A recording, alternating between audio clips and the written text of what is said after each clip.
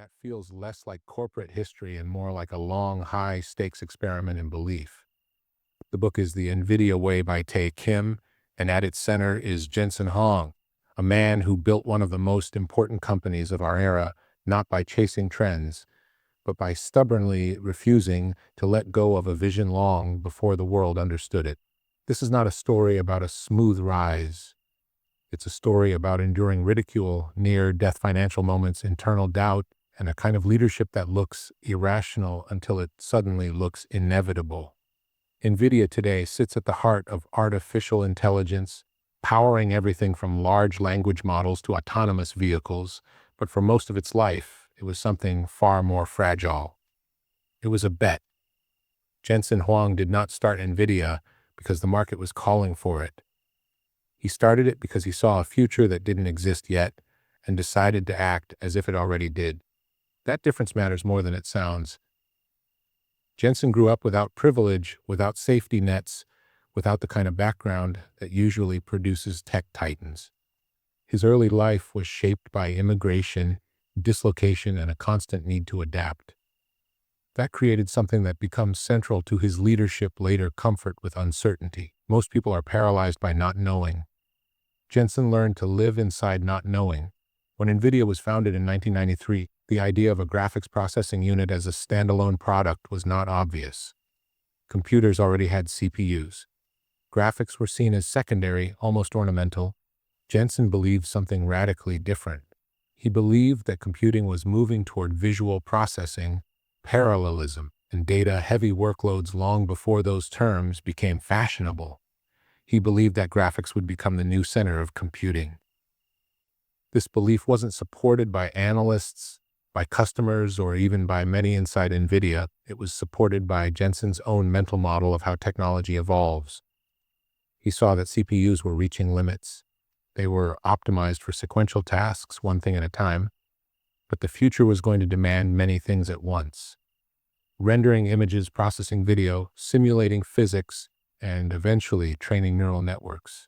GPUs built to handle thousands of operations in parallel were uniquely suited for this future. But to bet on that future required years of investment before anyone else cared. This is where the NVIDIA Way becomes more than a business book. It becomes a meditation on patience in a world obsessed with speed. NVIDIA nearly died multiple times. There were product failures. There were strategic missteps. There were moments when cash was dangerously low. Competitors like Intel and ADI looked bigger, safer, more established. Analysts didn't see NVIDIA as essential. They saw it as a niche. But Jensen refused to optimize for short-term comfort. He optimized for what he believed would eventually be true. One of the most striking things in the book is how often Jensen made decisions that looked reckless in the moment. He would invest heavily in new chip architectures. He would bet the company on a new product cycle. He would ignore safe, incremental improvements in favor of bold leaps. This wasn't recklessness, it was conviction. And conviction is not the same as confidence. Confidence is believing you are right. Conviction is acting even when you don't know if you're right. Jensen built a culture at NVIDIA that mirrored this mindset. Engineers were encouraged to think long-term, to challenge assumptions, to tolerate ambiguity. Failure was not punished as long as it was part of learning. That sounds cliché, but it was practiced in a way most companies never achieve. There is a moment described in the book where NVIDIA releases a chip that fails spectacularly. It was supposed to be revolutionary. Instead, it almost destroyed the company. Many CEOs would have retreated after that. Jensen doubled down. He pushed the company to redesign, to iterate, to learn faster. What matters here is not that he avoided failure. It's that he refused to let failure define the future. Over time, NVIDIA began to dominate graphics for gaming. That alone would have been a great business. But Jensen was already looking beyond it. He saw that GPUs could be used for scientific computing, for simulations, for data centers. Again, he invested before demand existed. The real inflection point came when researchers discovered that GPUs were perfect for training neural networks. Artificial intelligence, as we know it today, would not exist without this architecture. NVIDIA had accidentally built the engine of modern AI because Jensen had insisted for decades that parallel computing was the future. That is one of the deepest lessons of the NVIDIA way. The future does not arrive all at once. It arrives quietly, in pieces, and only those who prepared for it recognize it when it shows up. Jensen did not pivot into AI. He was already there. What makes Jensen fascinating as a leader is that he combines intense technical understanding with something almost philosophical. He doesn't just ask what can be built. He asks what will matter. That question changes everything. He often talks about building platforms, not products. A product solves a problem today. A platform enables problems you don't yet know you'll have. The NVIDIA software ecosystem is a perfect example. At the time, creating a programming platform for GPUs seemed unnecessary, but it allowed developers to build AI, simulations, and scientific tools long before those markets exploded. This is another pattern in Jensen's thinking. He invests in invisible infrastructure, things that don't produce immediate revenue, but shape the future. Most executives are evaluated on quarterly results. Jensen built NVIDIA to be evaluated by decades. That choice came at a personal cost. The pressure was enormous. The uncertainty was constant. There were years when success felt just out of reach. But Jensen embraced that discomfort as the price of doing something meaningful. And that might be the core of the NVIDIA way. It's not about chips or markets or even AI. It's about the discipline of committing to a future that doesn't yet reward you. In a world that rewards speed, Jensen Huang built a company that rewards patience. In a world that follows trends, he created one. That is why NVIDIA is not just a tech giant. It is a monument to long-term belief. That long-term belief becomes even more remarkable when you realize how often NVIDIA was misunderstood. For years, Wall Street didn't know how to value it. Analysts didn't know whether it was a gaming company, a chip company, a software company, or something else entirely. And that confusion actually protected NVIDIA in a strange way. It gave Jensen the freedom to keep building quietly. One of the most revealing things in the NVIDIA way is how little Jensen seems motivated by external validation. He doesn't chase praise. He doesn't chase headlines. He chases alignment between his vision and the architecture of what he's building. That kind of leadership is rare because it requires an unusual tolerance for being wrong in public before being proven right. Jensen talks often about first principles.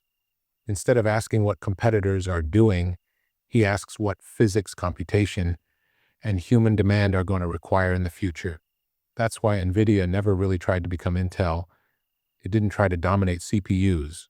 It accepted that CPUs and GPUs were fundamentally different tools for different kinds of problems. Where Intel optimized for control and stability, Jensen optimized for adaptability and scale. GPUs could be repurposed endlessly. Gaming today, scientific computing tomorrow, AI the day after that. This modularity turned NVIDIA into something much more than a chip maker. It became a platform for possibility.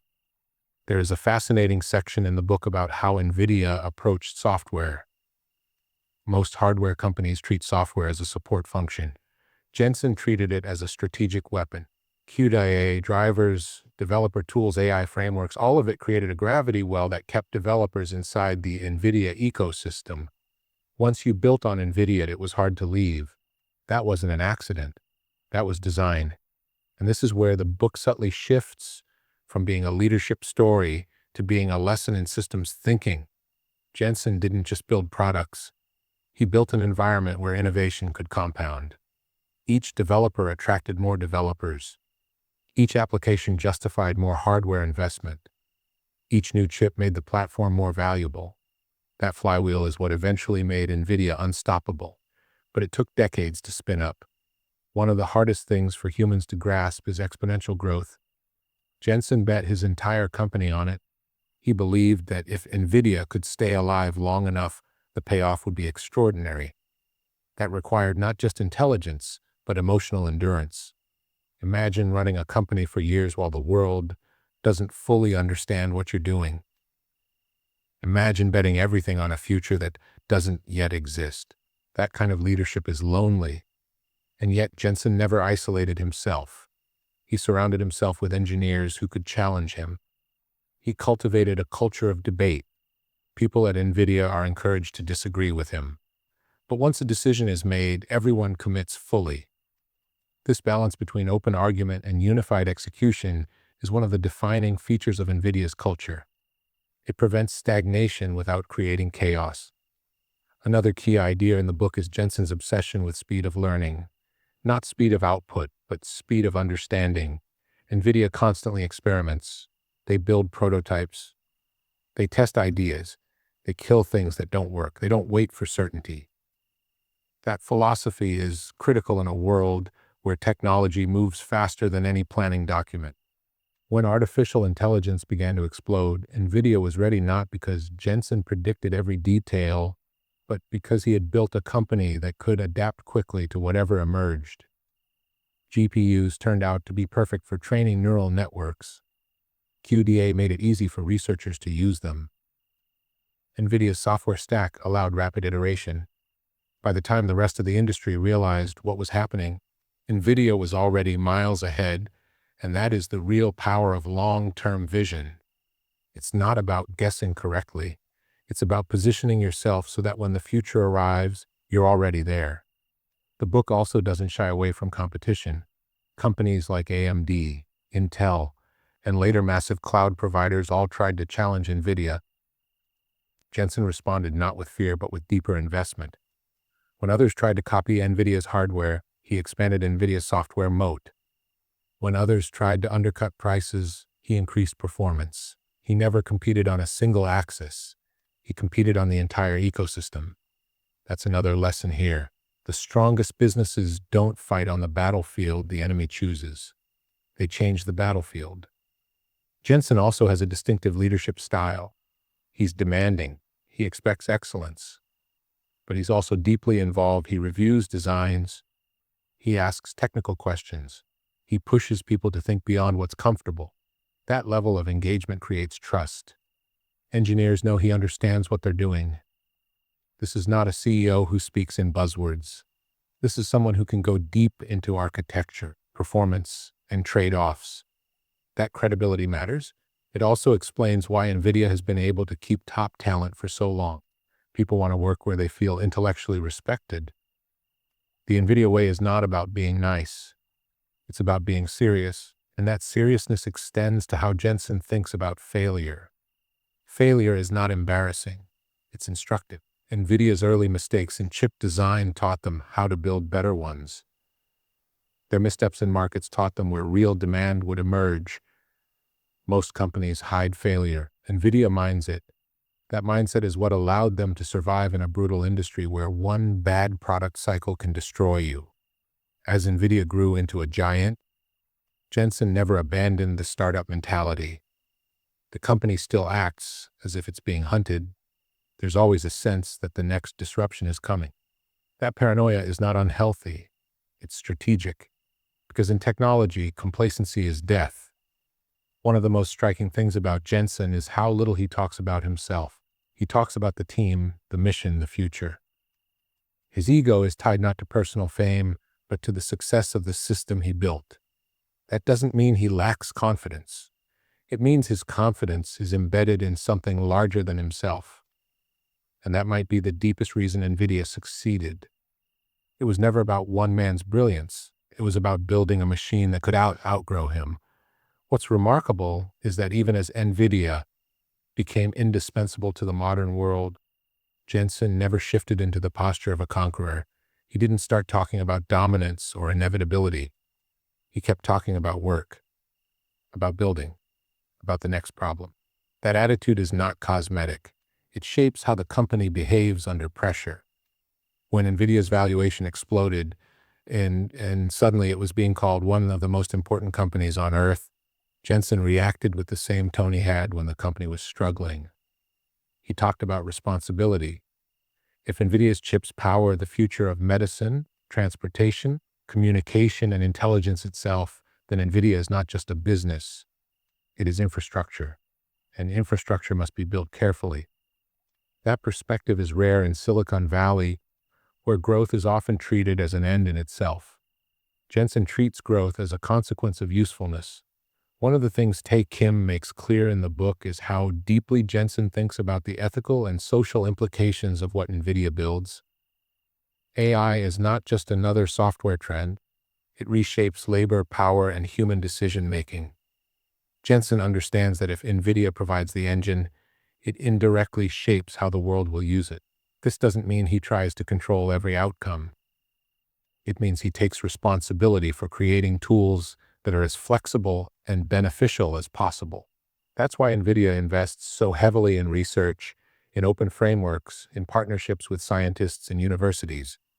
The goal is not to hoard capability, but to multiply it. That approach also protects NVIDIA in another way. By being embedded in so many industries, NVIDIA becomes harder to displace. It is not just selling chips. It is participating in the creation of entire fields. Healthcare uses NVIDIA to analyze medical images. Climate scientists use NVIDIA to model the atmosphere. Automakers use NVIDIA to build autonomous driving systems. Researchers use NVIDIA to train AI models.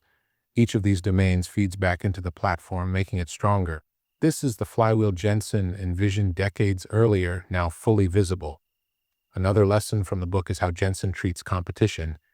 He does not dismiss rivals. He studies them intensely. But he also doesn't obsess over them.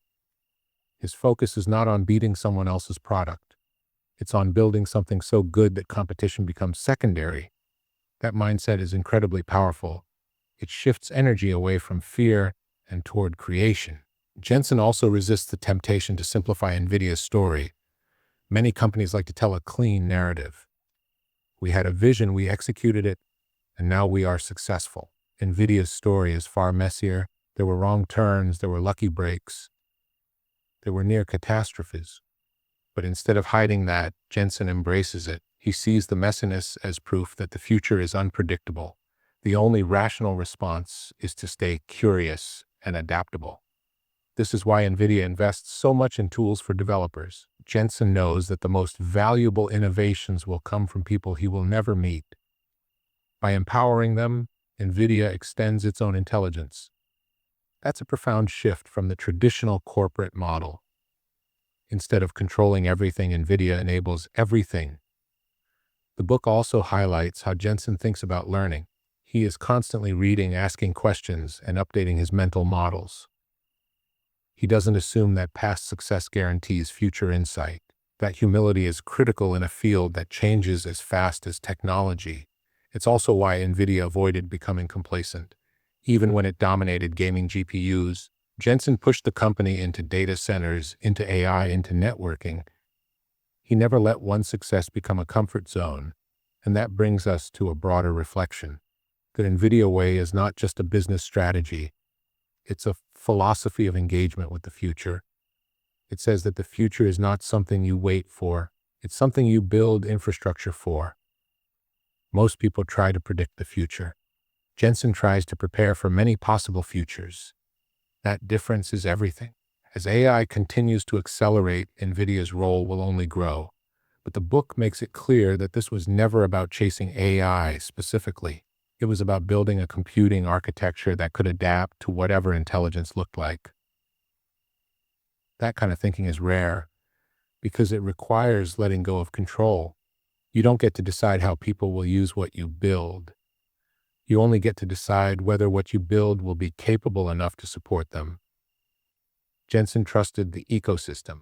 He trusted that if NVIDIA provided powerful, flexible tools, people would find extraordinary ways to use them.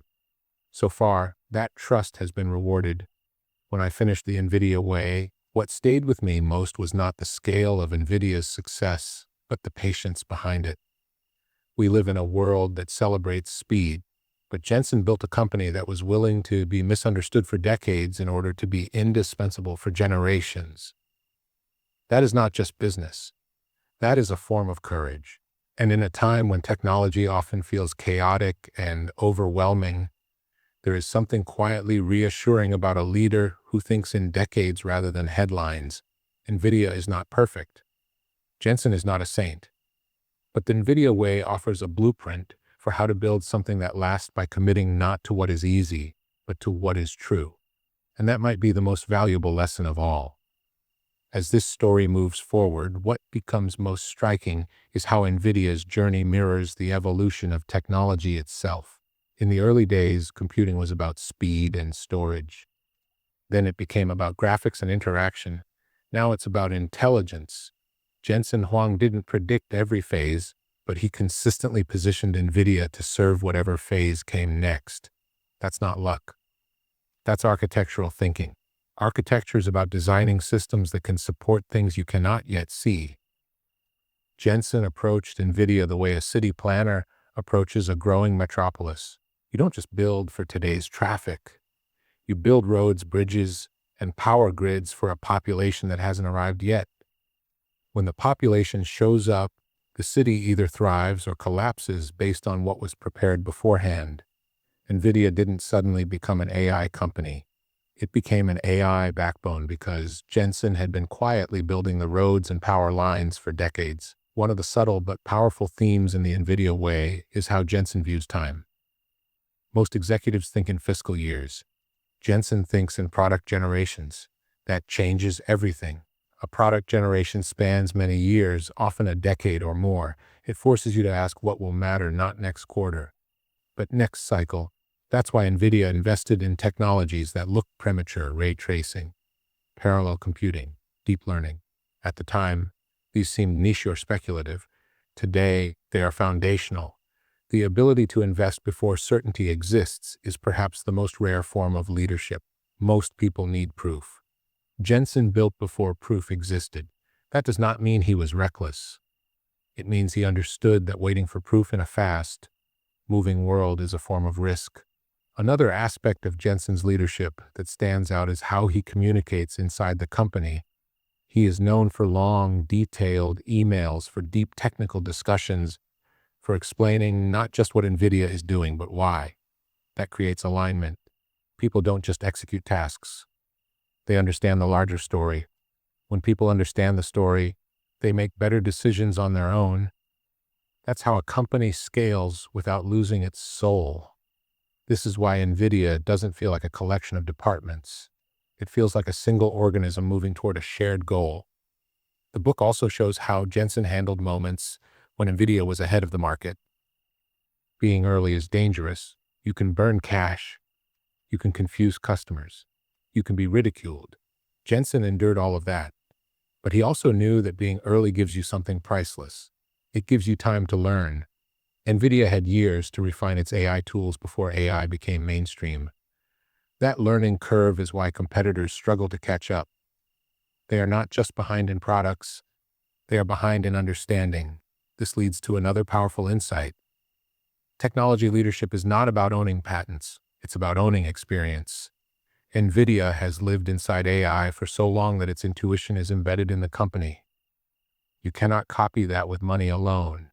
When people talk about NVIDIA's dominance today, they often point to its hardware. But the real advantage is cognitive. It's the accumulated knowledge of how to build, optimize, and deploy intelligence at scale. That is why Jensen is so focused on education and developer ecosystems. He wants more minds inside the system, more feedback, more creativity. The larger the ecosystem, the smarter the platform becomes. This is a fundamentally optimistic worldview. It assumes that if you give people powerful tools, they will build things that matter. Of course, there are risks. AI can be misused. Technology can amplify inequality. Jensen is aware of this. But he also believes that stopping progress is not an option. The only responsible path is to shape it. That philosophy runs through the NVIDIA way. You don't avoid the future. You build guardrails and foundations for it.